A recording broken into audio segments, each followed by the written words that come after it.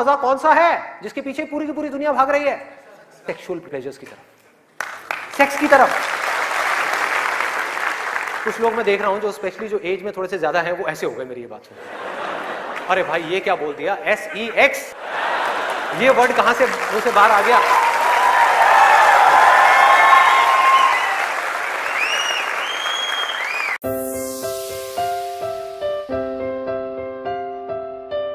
Sex में मजा है या नहीं है?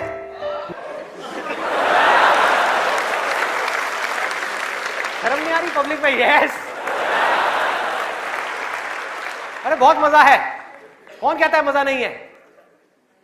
कौन कहता है मजा नहीं है? और अगर मजा नहीं होता तो हमारे देश की 125 करोड़ की आबादी कैसे होती? सोचो, लोग कर क्या रहे हैं?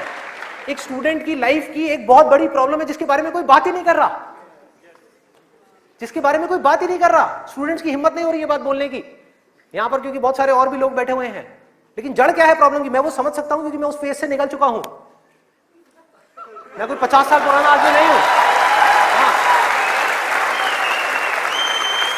अरे भाई मैं समझ सकता हूं आपके ऊपर क्या बीत रही है। मैं समझ सकता हूं कि साइंटिफिकली जब हमारी बॉडी के अंदर हार्मोनल चेंजेस होते हैं तो क्या होता है। इस प्रॉब्लम के बारे में कोई बात ही नहीं कर रहा। पेरेंट्स कह रहे हैं पढ़ो, टीचर्स कह रहे हैं पढ़ो, कोई ये नहीं बता रहा कि यहां से अपना ध्यान कैसे हटाए, कैसे हटाए।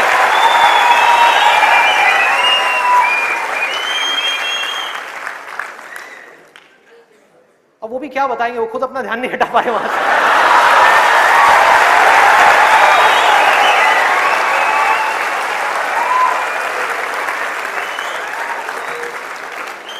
मुझे लग रहा है यहां पर कुछ पेरेंट्स थोड़ी देर में बगावत करने वाले हैं। भाई ये ज्यादा हो रहा है, हमारी संस्कृति में ये सब बातें अलाउड नहीं है, हमारे कल्चर में ये सब बातें फिट नहीं होती। कौन सा कल्चर, कौन सी संस्कृति? ध्यान से समझो क्या मैं बोलने वाला हूं। मैं बुराई नहीं कर रहा किसी चीज की, मैं सिर्फ इतना सा कह रहा हूं, कल्चर बनता है सिचुएशंस के अकॉर्डिंग। कल्चर जो बनता है, ट्रेडिशंस जो बनते हैं वो बनते हैं सिचुएशंस के अकॉर्डिंग। सिचुएशंस कल्चर के अकॉर्डिंग नहीं बनती भाई, इस बात को हमको समझना है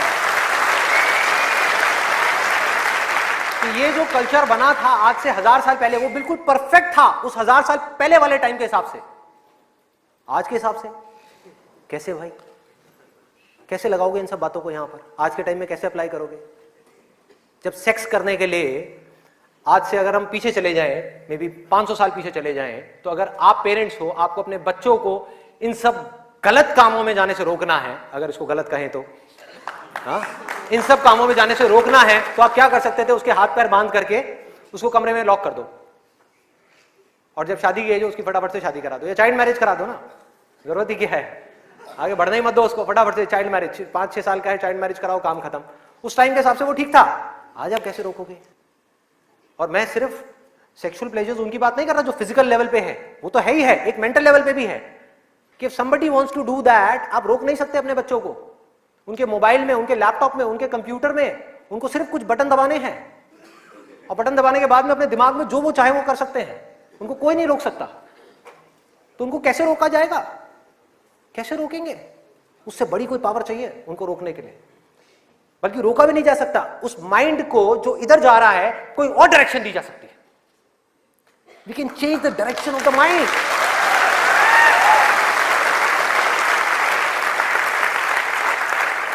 ये पावर इतनी बड़ी है कि इसको कंट्रोल नहीं किया जा सकता, इसको रोका नहीं जा सकता, इसकी डायरेक्शंस को चेंज किया जा सकता है, माइंड की एनर्जी इसको कहीं और लगाया जा सकता है। तो ये एक ऐसी पावर है जिसको डिजायर बोलते हैं। है डिजायर ही दोनों तरफ, अगर आप ध्यान से देखो जो भी मैंने अब तक कहा आज के सेशन में, है डिजायर ही। एक है कुछ पॉजिटिव करने का डिजायर, कुछ कंस्ट्रक्टिव करने का डिजायर, कुछ बनने का डिजायर, कुछ करते रहने का डिजायर, अपनी एनर्जी को बढ़ाने का डिजायर, और एक तरफ है अपनी एनर्जी को वेस्ट करने का डिजायर, मजे लेते रहने का डिजायर। एक डिजायर है जो आपको नीचे ले जाएगा, आप धंसते चले जाओगे। एक डिजायर है जो आपको ऊपर उठा देगा, आगे ले जाएगा, परे ले जाएगा। धीरे धीरे यही डिजायर आपकी सबसे बड़ी पावर बन जाएगा, जो आज आपकी सबसे बड़ी वीकनेस है। और ये सिर्फ स्टूडेंट्स की बात नहीं हो रही यहां पे, कोई भी वो आदमी जिसके पास में करने के लिए कुछ नहीं है, जिंदगी का कोई मकसद नहीं है, उसका ध्यान इन्हीं चीजों की तरफ जाने वाला है और कहीं जा ही नहीं सकता। चाहे वो नशा हो, चाहे वो ये हो जिसकी मैंने अभी बात करी, इस वर्ड को कहने में भी डर लगता है, सेक्स, वो हो, उसके अलावा और कहां जाएगा ध्यान? खाने के ऊपर जाएगा, खाने के ऊपर जाएगा। आज हमारे लिए एंजॉयमेंट का मतलब क्या है? शादी का मतलब क्या है? शादी में शादी के लिए कोई नहीं जाता, खाने के लिए जाते हैं। अरे भाई उस शादी में खाना बहुत बढ़िया था, मजा आ गया। खाना जब तक आप पेट की भूख को मिटाने के लिए खा रहे हो तब तक वो अमृत है, और अगर खाना आप मन की भूख को मिटाने के लिए खा रहे हो तो वो जहर है।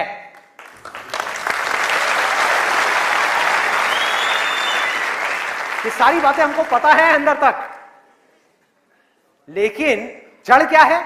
करने के लिए कुछ और है ही नहीं, तो क्या करें? खाने में मजे लेंगे ना।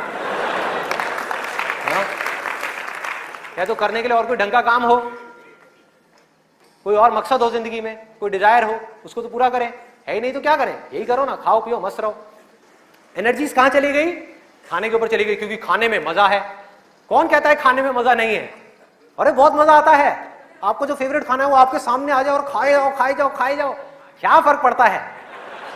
क्या फर्क पड़ता है? खाए जाओ, उसके बाद में फर्क पड़ता है, उस दिन नहीं फर्क पड़ता।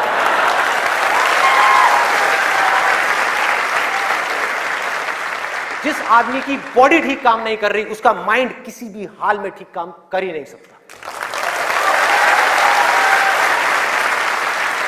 हो ही नहीं सकता, इम्पॉसिबल।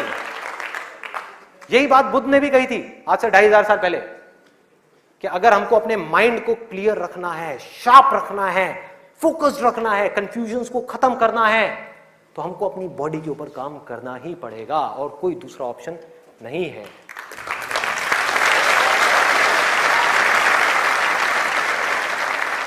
एनर्जीज को सही डायरेक्शन देनी है।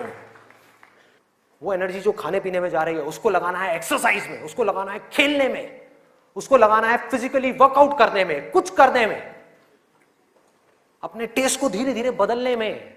वहां से हट करके ये जो मिर्च मसाले वाली है, ऐसी ऐसी जो चीजें हैं, तेल वाली और ये सब चीजें, यहां से हटा करके फ्रूट्स में, वेजिटेबल्स में, ऐसी ऐसी चीजों में। अब मैं और ज्यादा नहीं बोलूंगा, नहीं तो ऐसा लगेगा न्यूट्रिशन की क्लास चल रही है। आगे बढ़ते हैं। तो ये मैंने आपको 3 चीजें बताई। और क्या है जिसमें मजा आता है? नींद, आलस,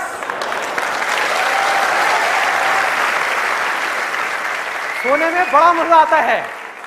सोते रहो, रिकॉर्ड बनाते रहो। नींद अगर आप लिमिट में लो तो बहुत बढ़िया है, अमृत है, और जरूरत से ज्यादा लो तो जहर, जहर। और क्या है इसके अलावा? कॉमेडी। अब ये बात बड़ी अजीब लग रही है सुनने में, लेकिन ध्यान से समझना। बोलते हैं laughter is the best medicine, सच है, बट मेडिसिन की भी एक लिमिट होती है।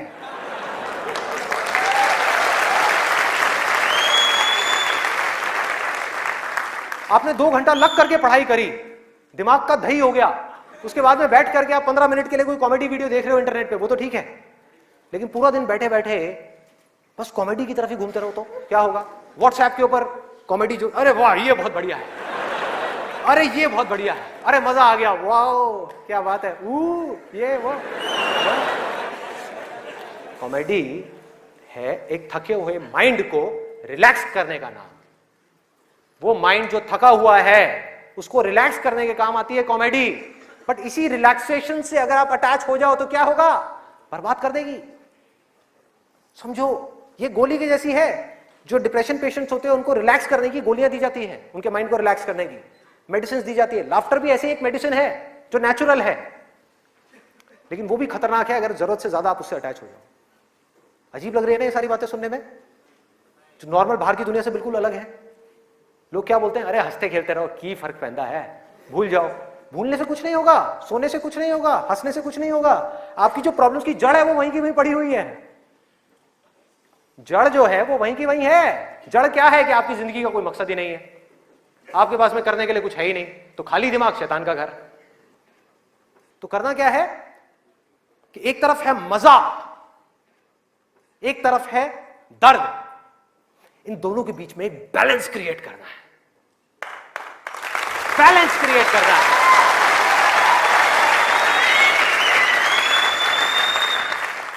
मैं ये नहीं कह रहा कि सिर्फ ये करना है या सिर्फ वो करना है, नहीं, दोनों के बीच में बैलेंस क्रिएट करना है।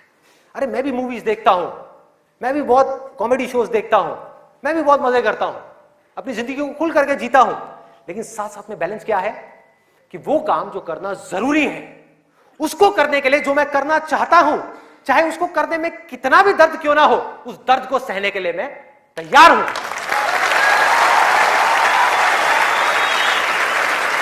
लोग मजा तो चाहते हैं लेकिन दर्द सहना नहीं चाहते। ये जड़ है हमारी लाइफ की सारी प्रॉब्लम्स की। चाहते तो हैं कि लाइफ में कुछ बड़ा कर जाएं, बहुत बड़े सक्सेसफुल हो जाएं, लेकिन उसके लिए जो दर्द सहना पड़ेगा, मतलब कि पढ़ना पड़ेगा या कुछ भी ऐसा करना पड़ेगा जिसमें कि आपको दर्द हो, आपके माइंड को या आपकी बॉडी को, वो काम हम नहीं करना चाहते। और सक्सेस मिलेगी आपको वही काम करने से। तो क्या निकला आज के सेशन से, अगर मैं इसको समअप करूं एक लाइन के अंदर अंदर, कि इस दुनिया में डिजायर से बड़ी कंस्ट्रक्टिव पावर और कोई नहीं है।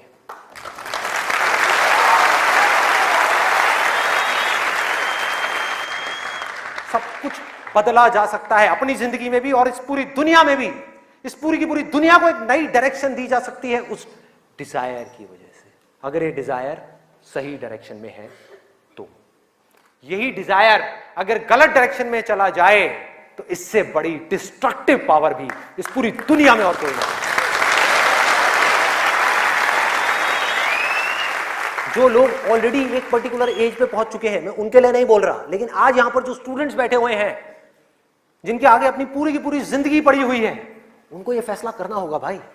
और आपके फैसले के ऊपर इंडिया का नहीं, इस पूरी दुनिया का फ्यूचर डिपेंड करने वाला है।